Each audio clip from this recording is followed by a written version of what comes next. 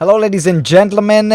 Welcome to this exclusive training that Caroline and I are doing for you to help you sell more from the stage. Woohoo! Yes, it is your lucky day. It is your lucky day indeed, because Caroline and I were discussing as we do.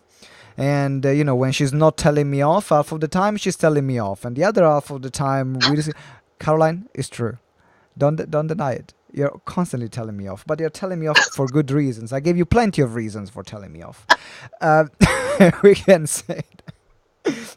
So we're discussing, we're having a good chat, and we said, why don't we create a training on selling from the stage for our GTeX members. And the reason why it is because Caroline is going to be training you guys on selling from the stage as well as myself from now on. So we said, let's open the dance with this Facebook Live. So what I want to do is to tell you that any question that you have, please pop them in the comments, so then we can ask any question you have to Caroline and myself, and we'll be able to answer them.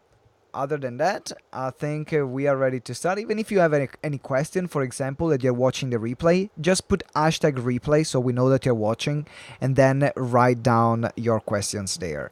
Anytime you have a question, pop it in so then we can interrupt the flow, what we're doing, or maybe we will answer the questions at the end if it's, for example, a long question. But that's what you can expect from today.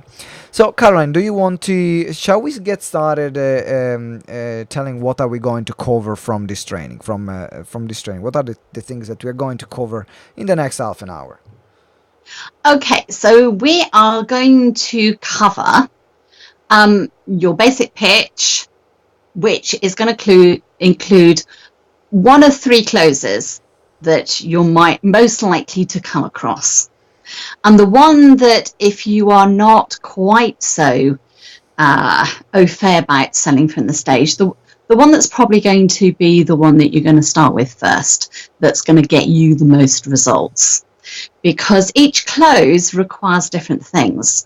And, the one at the end that we'll discuss, it really needs you to have really good speaking skills, really needs you to, I think, have quite a bit of experience to really start to make it work for you. So it's kind of knowing what those things are and therefore judging accordingly, and depending on also where you've been asked to speak. So you've got to be thinking about that too. But we also need to be thinking about the rest of the presentation and how that all fits in, because putting a pitch is not something like you just shove at the end of something. It's all got to be. So we're kind of starting from the end, if you like, and working backwards. So the whole thing is aligned one way or another. So those are the basics that we're going to be covering today. That's brilliant. So I'm really excited about this training, guys, and make sure, as I said, write your questions below. So any question, we're going to make sure we are going to cover it on selling from the stage.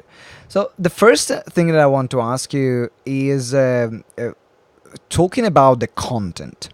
All right. How do we identify? Actually, let's start from this one. What's the difference? What's the difference between a talk which is designed to inspire, to motivate, to change lives, and a talk which is designed to get people to say, here's my credit card, I want to buy?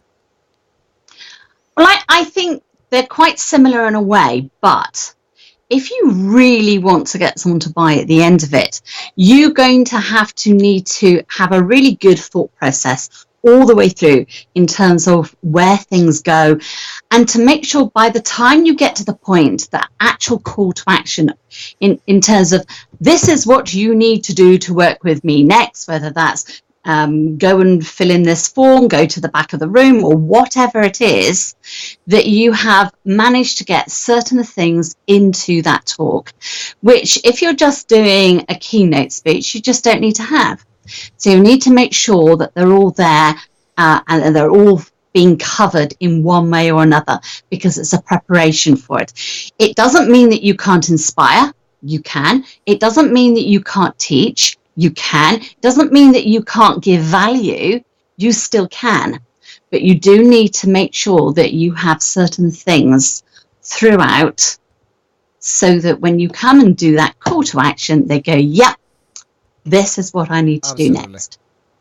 Absolutely, and it's about making sure, because as you said, is both of them, they are designed to inspire to people make an action, but is that the call to action then becomes different. So now the question becomes, how do we structure the content in a way that actually positions the sale, instead of, this is just content and then some selling is going to happen at the end.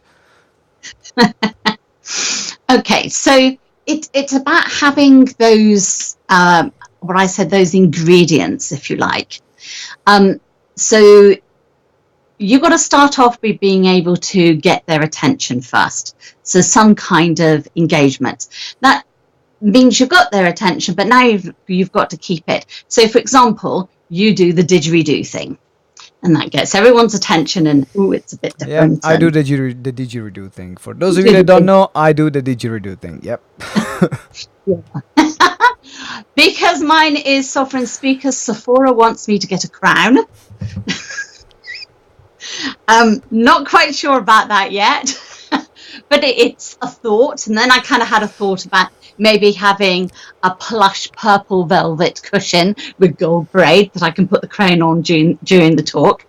Well, it'll be different if nothing else. I think I'm looking forward for that day where we're going to have those prop on stage. I hold you accountable, Caroline. I hold you accountable. You know the siawash is on your case anyway.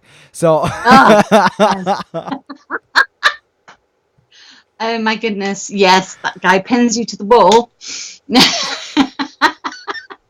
Which is just what we all need. Exactly. So for anyone that has not worked with siawash yet, some of Sharon, one of our clients, defined it as silent but deadly, and I think there is no better description. But we're not talking about siawash. It is enough about siawash.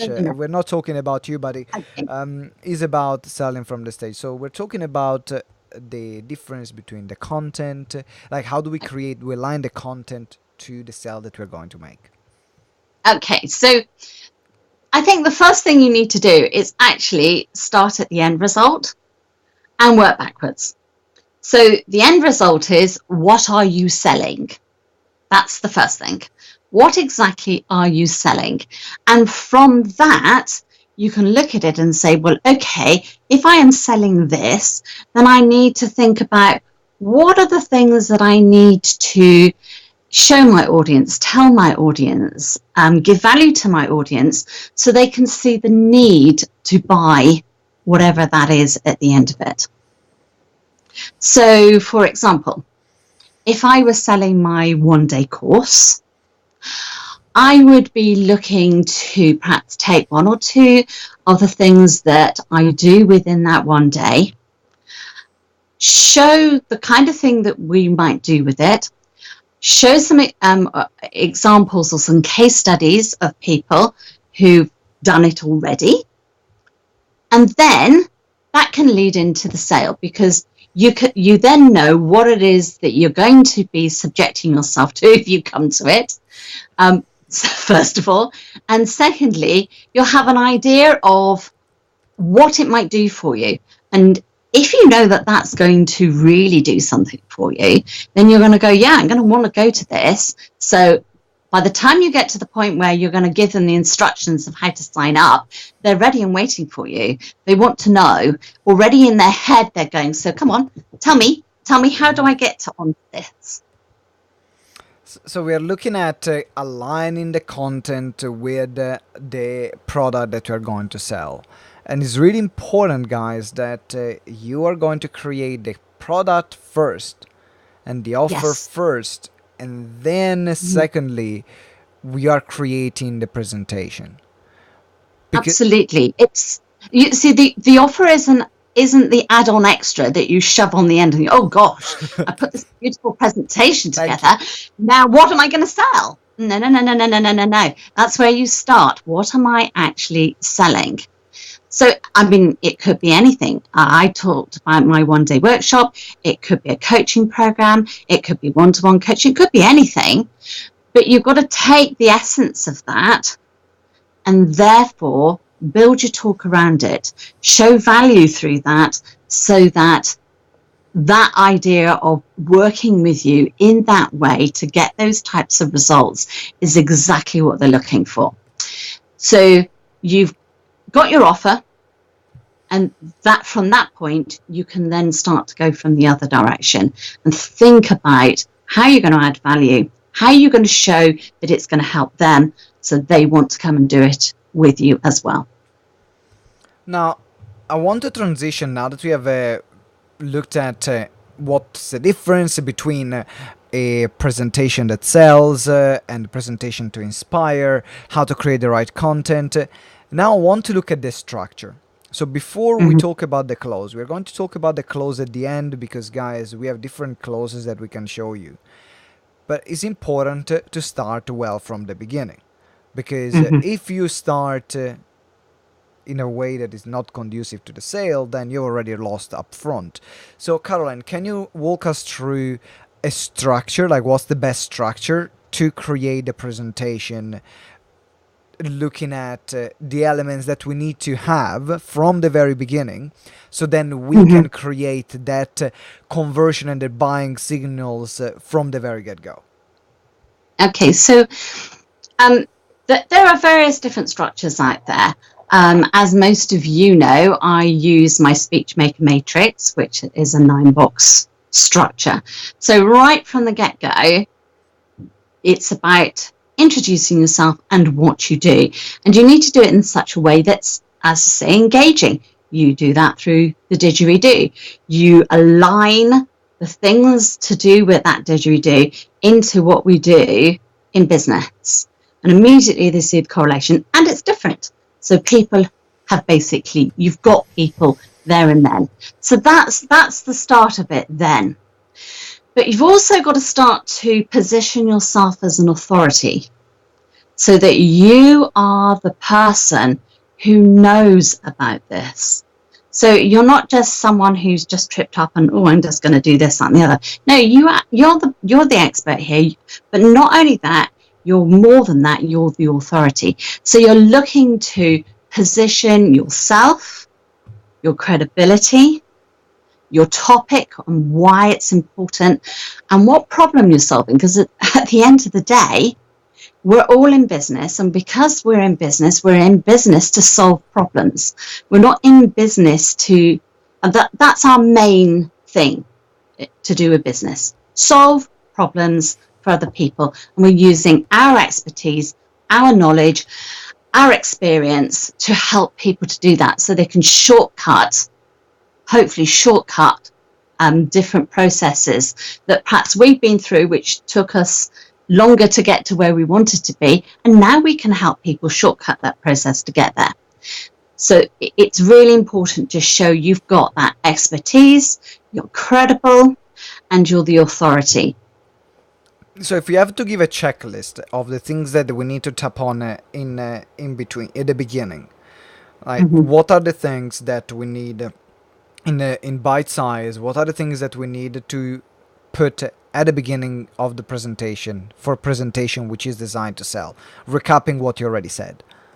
Okay, so we have got to have that engagement, some way of, I always think it's almost like metaphorically grabbing them by the throat and getting them to listen to you, but perhaps not quite so, but in a fun way.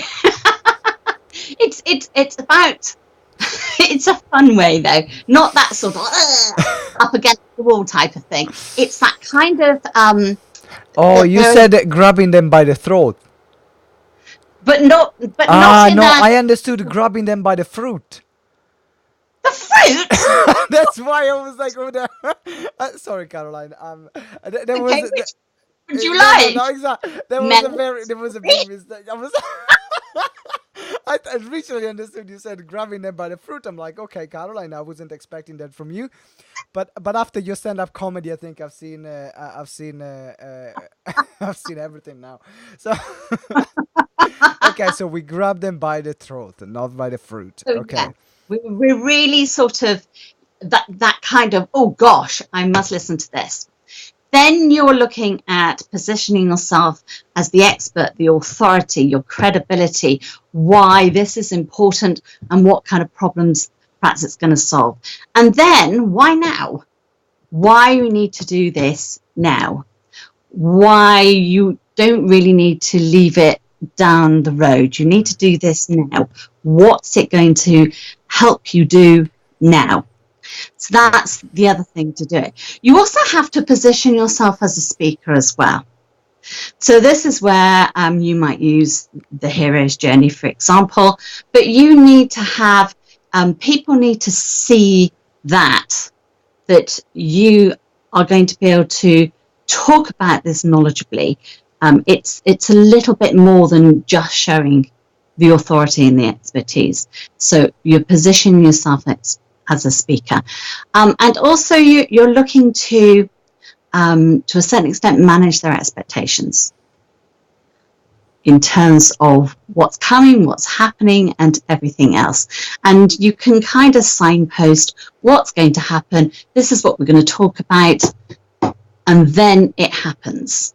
Because if nothing else, there's a subtext message in that. And the subtext message is, this is what's going to happen. You do it. So therefore, they know that you can already fulfill things that you have said that you're going to do. Absolutely. In fact, David was asking, is there a particular order you should sequence, you would sequence those things? Engagement, authority, credibility. So, David, this is exactly what Caroline just shared. This is the order. So you're looking at the engagement first.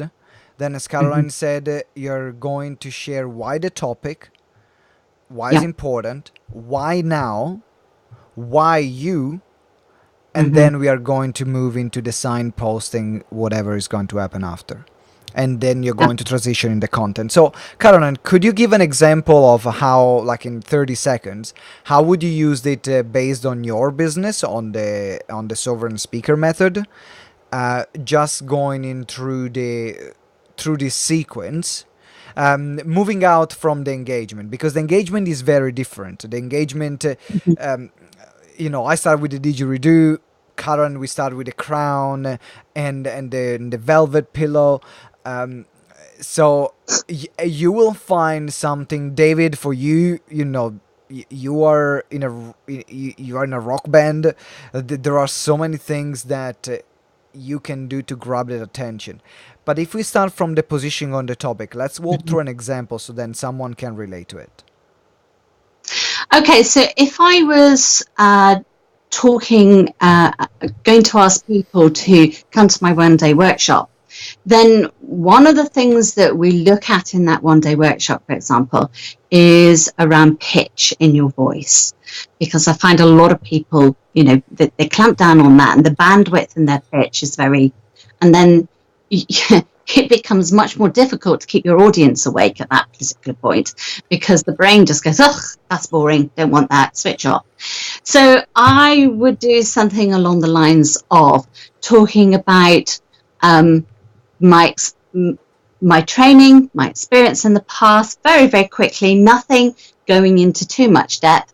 Then I would then go on and talk about what I'm doing with speakers now. I may even perhaps give a statistic here in terms of a client going from converting 12% of the room to sign up for a free consult to the next time she did it to 55% of the room. So that's now positioning me as going, okay, yeah, we can see you perhaps moved on from one field to another. Yes, we can see that those methods are now working, even if possibly they might be different from traditional speaking training methods.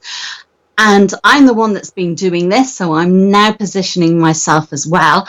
And if I'm also walking my talk, so I've got that in there as well, then they can see that too. And then I can go on and say, okay, so what I'm going to do is I'm going to talk about one of the things we do look at on the one-day workshop, and we'll obviously do a lot more detail if you come along, and we'll do exercises and you get to practice and all these types of things. But the main thing is to do with the pitch, and so then I would then go on, explain a little bit more about pitch, depending on how much time I've got, because it's one of the things we haven't talked about so far.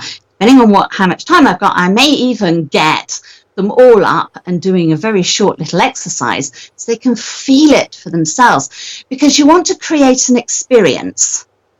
And right from the get-go, even though you're positioning all these different things, you can still create an experience so that you can then move it through into giving that value and giving even more of a feeling of experience. And at that particular point as well, your audience get to feel, start to get that kind of know, like, and trust bit coming in, because they start to feel safe with you.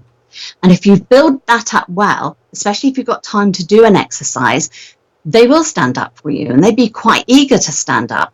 They will be quite eager to do something. You won't have to cajole them.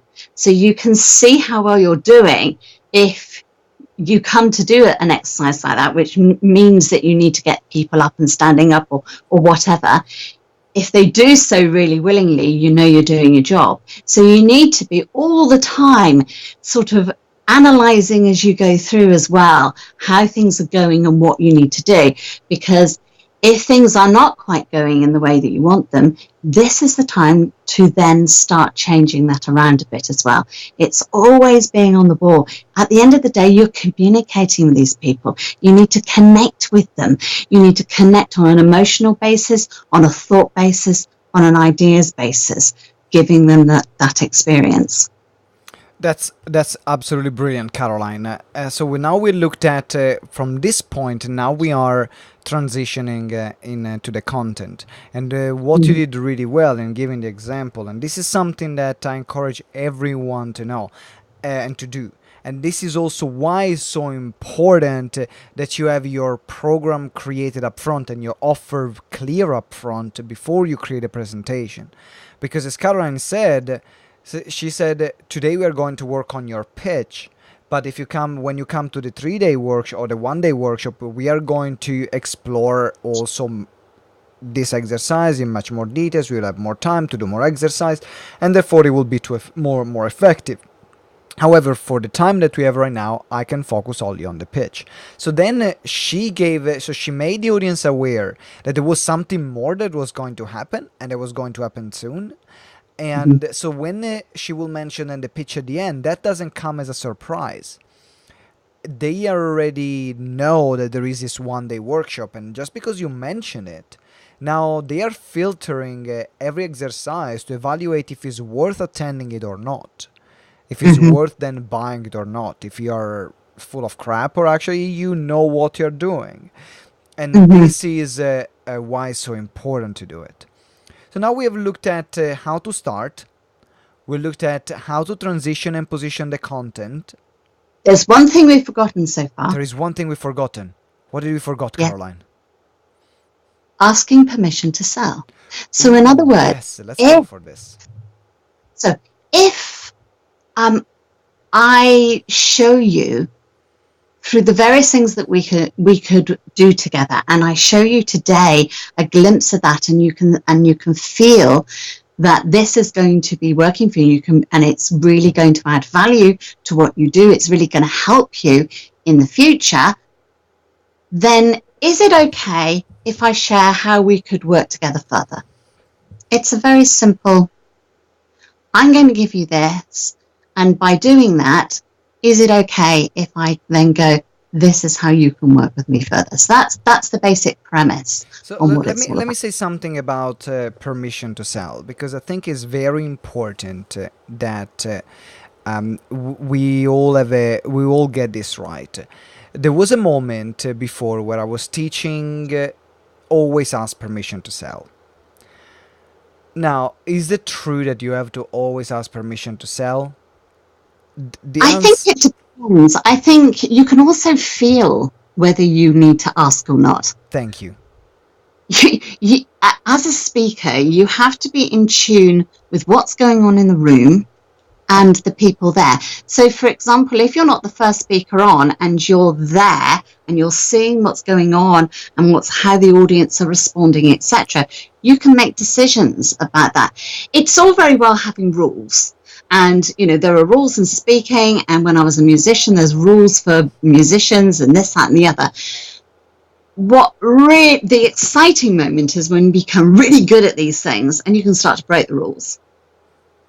And you can break the rules because it's based on what it is that you feel from the audience. And so sometimes you don't need to, but sometimes you can feel it and you go, no, with this lot, I'm going to ask. It just feels exactly. right. And it's important that you know that at the time, before going into the content, after you position what you're going to say, then you know that sometimes it's worth having the permission to sell, asking permission to sell, and other times not. And also will depend by the kind of speaker that you are. You know, we all know This Is Lava here, or many of us know This Is Lava. We wouldn't expect This Is Lava to ask permission to sell, because it's part of her personal brand. She would just go say things as they are. She would say, I'm selling right now, I'm selling. And you Mm-hmm. accept it because you have seen that was her behavior all along. But if Mm-hmm. someone, for example, is positioning themselves as this healer, I'm talking from the heart, and then doesn't ask permission to sell, that could actually backfire, because now people will think, well, so you are like this just because you wanted to sell me at the end? Mm-hmm. So you want to also see, as Caroline suggested, your position. So as Caroline said, you want to understand who you are talking to, what's the audience, what's the feeling that you have with the audience, and also you want to have an understanding of who is your brand, and as a speaker how you're branding yourself. Mm-hmm. Absolutely. Absolutely. Most definitely agree. And then once you get into the content, it's great to inspire. It's great to show people things. What's even better is if you can put a case history to it.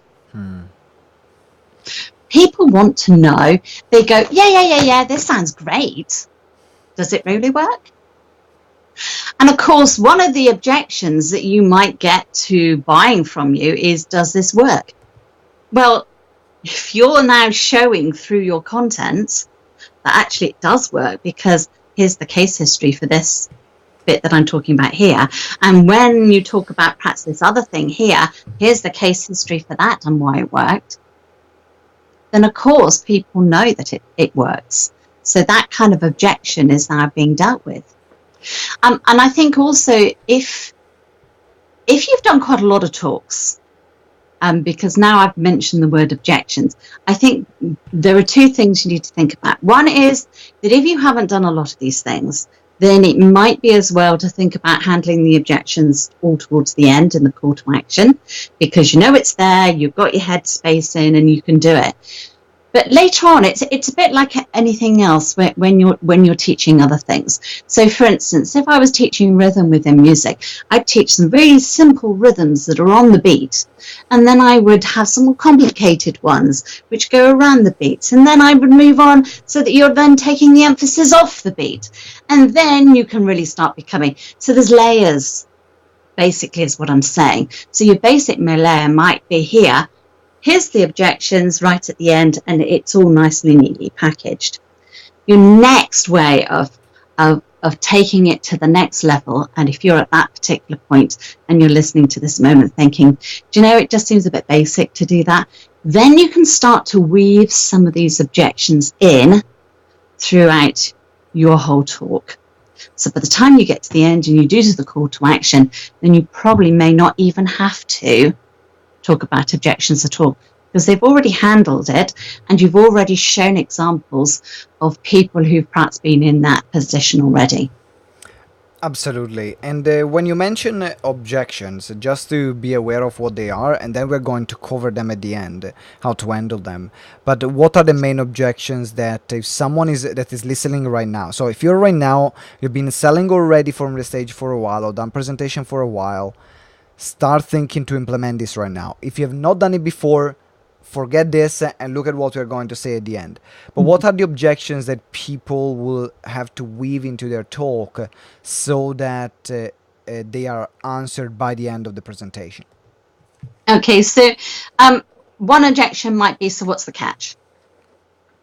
You know, people are always looking for the downside to things. What's the catch? Another one might be money. Well, I can't afford it. And then you've been looking in terms of how doing this now is going to save you money in the long run. Time. How much time is it going to take?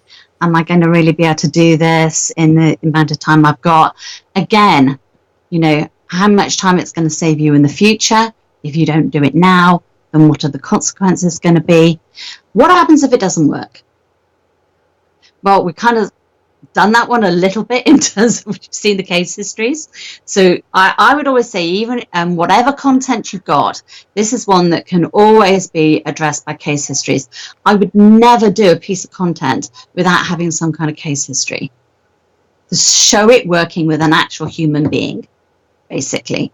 And so that's what if it doesn't work. There are other ways of handling back that, in terms of you might have money back guarantees and various things like that. But the best one is to show your stuff working with actual live human beings, basically. And what if, for instance, I miss a session or something? So I know with GTeX, for example, we often have, so they get a mastermind session, for instance, if they come and buy Exploded Expert Biz. What happens if I can't make that session that I'm supposed to go to? Well, okay, that's fine. Come to the next one. So it's having an answer for all of these different things. Absolutely. So, guys, make sure you take notes of these objections, what they were. If you're watching the recording, scroll back, go back, and write down those objections. As I said, if you are starting out, there is no point to make your life too complicated, because selling from the stage is already difficult. It's not that easy.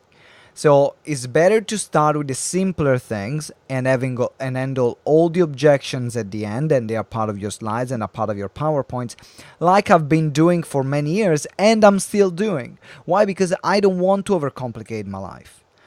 But then you arrive to a point where you want to start handling all the objections with stories. So knowing what the objections are, the answers, then they become part of your presentation. And that's why they are so powerful. So now we transition, we are talking about the content. Is there anything else that we need to know about the content that is important to address that we haven't shared so far, to then position the sale and also give a fantastic experience?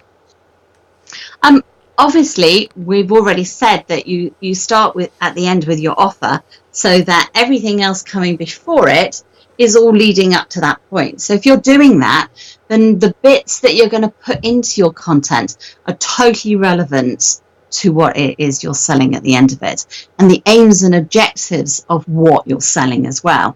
And so they become, if you like, to a certain extent, the aims and objectives of some of the things you're going to be showing. So you need to make sure that that's there. You can't be doing things that are totally off piece, so to speak, and then go, oh, well, that's all brilliant, but actually what you need first is this. So you need to make sure, as we said earlier on, that it is totally aligned. Those case histories, really important. In terms of the way you do that, there are different ways that you can do it. One is that you can teach a point and then use the case history to show it working, or you can do the case history and then do the teaching from it. Or, if you're super clever and you're that much more experienced, you can weave the two things together.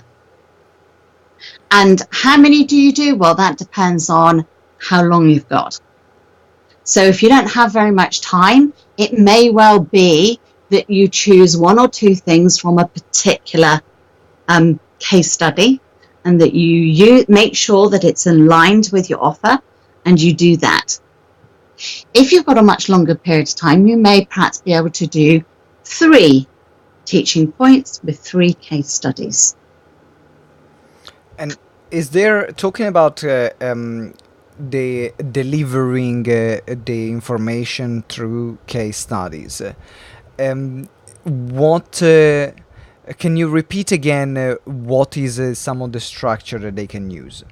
So then you guys can all take notes, because what Caroline said right now was incredibly powerful. And this also gives you a structured framework of delivering content. One of the reasons why it becomes so easy for me to deliver the content is because I know I'm following the exact same structure. And also the audience feels this level of familiarity because the content is different, but somehow is easy for them to understand because I'm always using the same framework and same methodology, even if the concept is different. So can you repeat again those frameworks? And guys, make sure you take notes. And what I want you to do, I want you to comment below which one are you going to become more familiar with, because you don't have to use all these three frameworks at once. It would be very silly for you. I wouldn't do it personally. Is about mastering one at a time. So Caroline is going to repeat them again, and then what I want you to do is to comment below and let me know which one are you going to master. Okay, so the first one is where you might teach something. You've got your point, you're getting it across, you explain it, etc., etc. And then you use a case study. You then put on and said, and this is precisely what I did with XYZ client. They came with this and that and the other. And now you tell the story of the client, and you tell how they presented in terms of the problem that they had. So now it's almost like replaying everything that you've just said for a second time, but now it gives it more personality. It gives it something that's more personable, and it gives it more credibility because now it's about someone that came with that problem, and this is what you did and the result of that. So you can do it in that framework. Teach, client history, showing the result in terms of what you're doing it. So you've got that. Brilliant. So then you can turn it the other way around. So a second way of doing it is you start with telling the story of the client. Then you take out that problem. This is what the client presented with. This was the problem. So this is what I explained to the client, and this is how we did it. And therefore, they did this, and they got this result. So you're looking at doing the client first, the explanation, result. So you're doing it in that manner. And then, as I said, you can then, if you decide to get a little bit more clever about these things, which we all do because we become more experienced, you can start to weave it together a little bit more so that you're teaching alongside the story and the client, and it all gets there. But at the end of the day, the audience still get, this is the point I'm talking about, this is how it's working for the client, and this is the result they got from it. In other words, I can get that result too. Brilliant. And now from the content, we are transitioning in the close. And in the next 10 minutes, I want to explore the different closes that we can make. Because, okay, actually, let me ask you, why do we have different closes and not just one? And then we can explore what kind of closes there are. The closes depend on the kind of place that you're doing this talk or you're doing this pitch. So it very much depends on that, really. So those of you out there, and most of you have been to some kind of GTeX event, etc., have probably experienced 2 out of the 3 closes because we heavily use them. So I don't know I don't know how many people are watching out there, and I don't know if people now are thinking, oh gosh, what was that? What was that? What were we doing? Etc. Think about the times when you were at a GTeX event and what therefore you were asked to do, required to do, or what was happening at that time. What were we doing with that? And yes, it's all mixed in with the value we give and everything else, but there are those things there. So it's about where you are and what you're doing. So if you're at an event, for example, where you are, and you've got a period of time in which you can develop a relationship, then you're going to do what we call the relationship close, because they are now connected with you. There is no point in run to the back of the room suddenly that you come in with, and they're going to look at you going, what? Because it will be incongruous.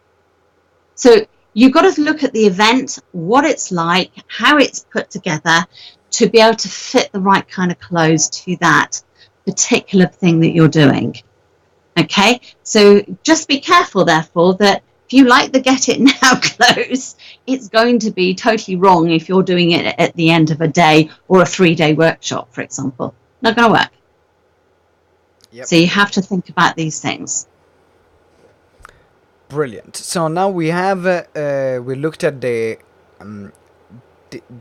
different context, and the context will determine the different clause that you will use. Now my recommendation, and Caroline is going to give you different clauses right now, is always at the back of your mind to master one at a time, because if you start testing one thing and then test another one, what we're going to give you works, but what we're giving you is a Ferrari. If you need to be a good pilot to drive a Ferrari, and this is what you need to be aware of. And a lot of it will depend from your speaking skills, a lot of the results that you will have and how many times you've rehearsed them.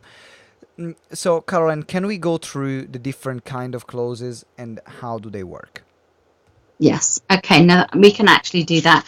I mean, for those of you who are car drivers out there, when you swap from one car to another, you know how different it is. The clutch feels different, the brakes are different, and this and that, and everything is all, it's not quite exactly. And it takes a little while, and then you feel familiar with it, and then you get on with it, and then it's fine. It's exactly the same thing, which is why if you stick to the one clause to start off with, you can then start to measure things. And if you find it's not going so well, it's easier then to come back to me or Simone and go, okay, this is happening, and then we can be able to help you move forward on that. But if you're dotting around all over the place like some demented chicken, then that's not going to basically work. And we're going to find it quite hard to be able to help you at that particular point. And your audiences are going to be super confused. So, okay, the 3 different clauses are the application clause, the relationship clause, and the Get It Now clause. And so the clause that Simone was talking about, that if you haven't really done any of these clauses before, or you have and you're not sure about any of them, concentrate on the application clause first. That's the one to really go for. And then you can start to look at the others at a later date. Would you say that was fair? Yeah, absolutely. So the application clause is the number one that I want you to master, and this is what we're going to explore right now, because the Get It Now clause is very difficult to master, and I'm going to do, if you want to know the Get It Now clause, there is the training that we have, the other training on the membership site, the Sell from the Stage Like an Italian Stallion, that you can check out, and also, what are you laughing at? It's that phrase, Italian stallion. Sorry. Are you undermining my masculinity, Caroline? Or even presume. Okay, I told you that Caroline spends about 50% of her time telling me off, and I started there. Everyone is having a great time, Caroline. That's what I can say. Everyone is laughing like crazy on Facebook. I'm glad they're enjoying it. Learning should be fun. Learning should be fun. Learning should be fun. I should have a great time. So, question. Now we're going to do a more in-depth training on the Get It Now clause, which is going to be a training on its own, which I'm going to do in the next few days. And it's important that you know how to do it in the back of your mind, but it's not the one I would recommend you to start. We're talking about the application clause.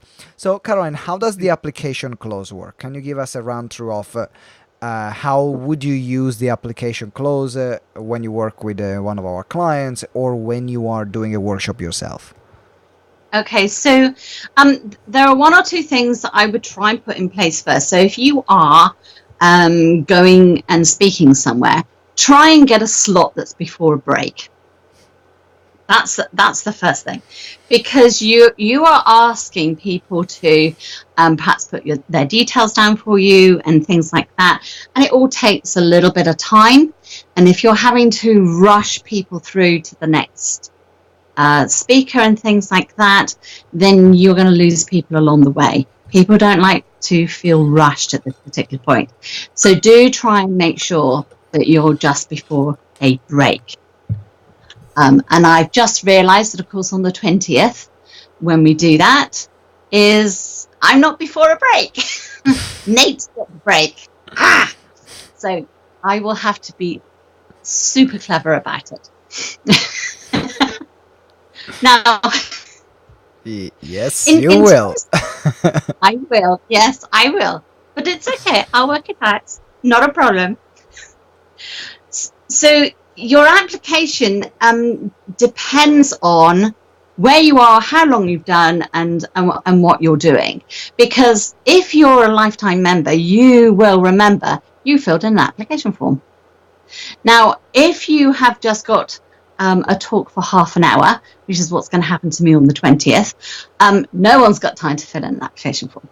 So this application bit will depend on what format it takes, depending on where you are and what you're doing. If you've ever been to our free one-day event, we also get them to fill in a bit of an application form as well. You've got time to do these things. And so at the last free event, for example, Simone did the pitch, we gave the application forms out, and then we had a break. So they had time to fill it in. And then myself and Simone and Siawash and Jeff then talked to all the various different people who'd given us their applications to then make the conversion. So that's when you've got super lots of time. But we don't all have super lots of time, which I won't have on the 20th. And you won't if you come and do one of the slots at the speaking gigs either. So it's about making sure that you get your timing right. Okay, you do not want to be rushing this. But also, you don't want to be spending half of your half an hour doing this either, because it'll bore the pants off everybody. So you need to make sure that you get the right kind of dimensions in this. And what you're doing is you are exposing people and giving a call to action where they have to put something down. Now, for some people, what they've done in the past is they've done a little form. They've done several of the forms, and what we've done is we've given a form per row. So that means you need somebody there to do that. Now, if you're at a GTeX event, then you usually get me doing it. It's part of what I'm there for, which is fine. But if you're going to somebody else's event, find out who's going to do it. Can't just assume and then go, oh, forms are at the back, can someone hand them out? No, you've got to make sure that you sort the logistics of this out. Some people might have individual forms, so you'll just go around, you'll give a certain number per how many people are in a row, and then you can go around and collect them up and around. And so having someone who's done that before, who can do it efficiently, and it looks nice and simple, and it doesn't look messy, that all sends messages to people, subtext messages. So someone who can just do that, no fuss about it, not worried about having to rush around like, that demented chicken thing again. And just get it so that it's nicely done. And while that's going on, you can then talk in terms of that call to action. So for our GTeX events, for Purpose to Abundance, you normally are offering a free consultation. And so you'll be introducing that consultation, what will perhaps happen in that consultation, what they're going to get from it, the purpose of it. And while that's going on, that's where you have got somebody coming out. And then you need to tell them what to do. Okay, you can't just assume that it's obvious there is a form, because when you get a whole load of group of people together, it's pack mentality now. It's not individuality. And so they actually need to tell them what to do. You are not being, I had a word in my mind then, it's gone completely out of my head. But you're not being mean about this. This is not treating people badly or anything. It's Manipulative. just, yeah, it's no, it wasn't the word. It was a bit more. I don't know. It might come to me later. But it's some people think, oh, for goodness sake, this seems so awfully simple, and these people are adults, and you're treating them more like 2-year-olds or whatever. No, you just do it in a nice, simple way, because actually, what people want is to know what the process is. Now, you may think the process is really simple and really obvious, but actually what they want is to know what that process is so they can actually just do it and do it quickly. They don't want to be there working it out. So Caroline's coming around with a form for every single row. If you would like a consultation, all you need to do is put down the information for me and pass it on to the next person, and she'll collect it at the other end. Really simple. Absolutely. Really, So it's about being very clear and making the process slick. Karen said, making sure that you have someone giving application. Sometimes you will find that if you are in a small room, sometimes you will give presentation in front of 5-6 people. You can hand over the application forms yourself if you don't have anyone else. If you're having a presentation with 20 people, that's different. It's better if you have someone else to help you out. Caroline, one more question before we wrap up this training. Do people need to know the price in the application clause before they fill up the application, or is that not necessary? It depends on what your offer is. So at the GTeX events, we're always doing a free offer, and so therefore you're saying it's free. If you were actually selling something, but yes, you do need to know what that price is. And the price, but also I would suggest that you give an incentive to buy now rather than to wait till tomorrow. So the incentive is there, whether that's a bonus, whether it's a discount, or whether it's a combination of the two. They know that if they sign up now, they'll get that bonus and that discount now, whereas if they leave it tomorrow, then they won't get that. They'll just get the course. And so it just gives that a little bit extra as far as that's concerned. And if someone is worried about it, especially if you're before a break, you can, because sometimes people might have questions. You don't want questions to happen because you've given them instructions to do. So all you do to deal with that is say, we're just coming into a break. Come and see me at the back in a minute. Absolutely. Really simple. Absolutely, and this is the beauty also of the application and the application clause, because there are some situations in which, for example, Caroline said right now, where you will mention the price of the program and you will say, this is the price. If you want to sign up, we're not accepting everyone. Fill up the application, and then we'll get you started. But if you are, for example, having an external speaking gig and you don't have the time to do a proper pitch with the price and everything, it's important to mention the benefits of working with you. What is the average of the program? For example, I would say if I have to sell my 3 days, I will say what people are going to experience on the 3 days. But then I will not mention the price. I will say I will have an incredible offer for you. If you want to participate and get the offer, and at this time they don't know what the offer is, please fill up the application form right now, because otherwise that will become, the moment they buy now, it becomes a get it now clause, which is much more complex and you will need more time with them. The beauty of the application clause is then you can use it if they know the price, like Caroline said, and also you can use it if they don't know the price as a way to start a conversation, and then you will follow up with a sales call, or if you have a salesperson following up with a sales call, but you have people that have already applied for it. And is always good. I was actually doing a great interview for the podcast with a guy called Joel Airway, and he does selling through webinars. And all that he uses from webinars most of the time is an application clause. And the reason why, he said, because I want them to be able to close them on the phone. And in particular, when you are having the consultation, on the phone or via Skype or via Zoom, the price becomes less of an issue, because instead of when you're selling from the stage and you're using a Get It Now clause, you have one option, maximum two, that you're going to share.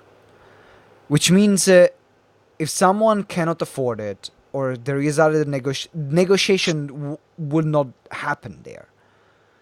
While when you're doing the application clause, if they don't know the price, then once you're on the phone, you can get someone, to buy even a £50 program. Yeah, Because absolutely. if they might not be able to afford the one that you Mm-hmm. have for 3,000 or 5,000 or 10,000 or whatever. Which is why when members come and speak at the Purpose to Abundance, we're always suggesting that they do a free consultation, so that as you're talking to that person after the event, you can assess what it is they need and what it is, if you like, they can afford to do. Because even if you get them in on something lower, and I'm sure you've seen this, Simone, perhaps they've bought into the online membership, for example, then later on, when perhaps circumstances change and they've had value, it's always easier to sell to people who have already bought from you.